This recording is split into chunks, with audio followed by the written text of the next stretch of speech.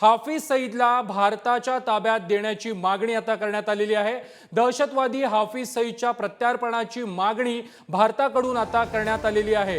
हाफिज 26/11च्या दहशतवादी हल्ल्याचा सूत्रधार आहे। हाफिज सईद लष्कर-ए-तोयबाचा म्होरक्या देखील आहे। मुंबईच्या गुन्हेगाराला आता भारतात आणण्याचे प्रयत्न सुरू झालेले आहेत। आताच्या क्षणाची ही सर्वात महत्त्वाची ब्रेकिंग बातमी आहे। हाफिज सईदला भारताच्या ताब्यात देण्याची मागणी करण्यात आलेली आहे। या संदर्भात अधिक माहिती देत आहेत आमचे प्रतिनिधी शिवाजी काळे। शिवाजी, हाफिज सईदला भारतात आणण्याच्या प्रयत्न आता सुरू झालेले आहेत। भारतावरती हल्ल्याचे सूत्रधार समजल्या जाणाऱ्या या हाफिज सईदला आतापर्यंत मोकळ्या माथ्याने पाकिस्तानमध्ये फिरत होता।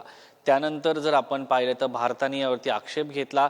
त्यानंतर अमेरिकेने याला आंतरराष्ट्रीय दहशतवादी म्हणून घोषित करण्यात आलं। त्यानंतर पाकिस्तानला जाग आली आणि याला 15 वर्षाची शिक्षा झाली। त्यानंतर जेव्हा अमेरिकेने आणखी दबाव वाढला तेव्हा त्याला 31 वर्षाची शिक्षा करण्यात आली। मात्र हे सगळं होत असताना पुढील वर्षी होणाऱ्या पाकिस्तानच्या निवडणुकीमध्ये मरकजी मुस्लिम लीग या पक्षाच्या माध्यमातून हाफिज सईद निवडणुका लढत असल्याचं समोर आलं होतं।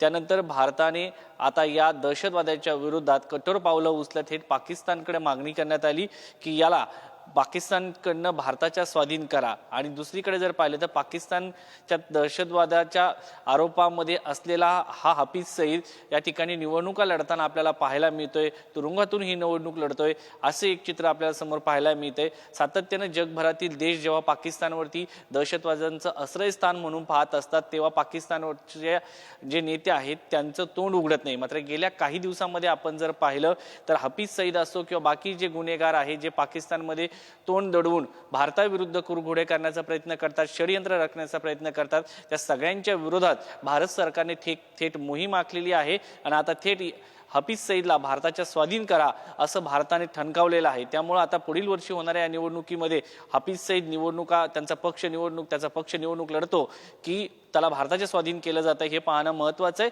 मात्र भारत सरकारने आता याच्या विरोधात कठोर मोहीम हाती घेतलेली आहे। जे भारताच्या विरुद्ध षडयंत्र करतात त्यासाठी भारताच्या परराष्ट्र मंत्रालयाने थेट धोरण आखत म्हणतो गुरुसिंग पन्नू असो किंवा हाफिज सईद असो त्यांना आता भारत सरकार सोडणार नाही अशा प्रकारची भूमिका आता भारत सरकारने घेतलेली आहे। नक्कीच हाफिज सईदला भारताच्या ताब्यात देण्याची मागणी आता करण्यात येते। दहशतवादी हाफिज सईदच्या प्रत्यार्पणासाठी आता भारताकडून प्रयत्न सुरू झालेले आहेत।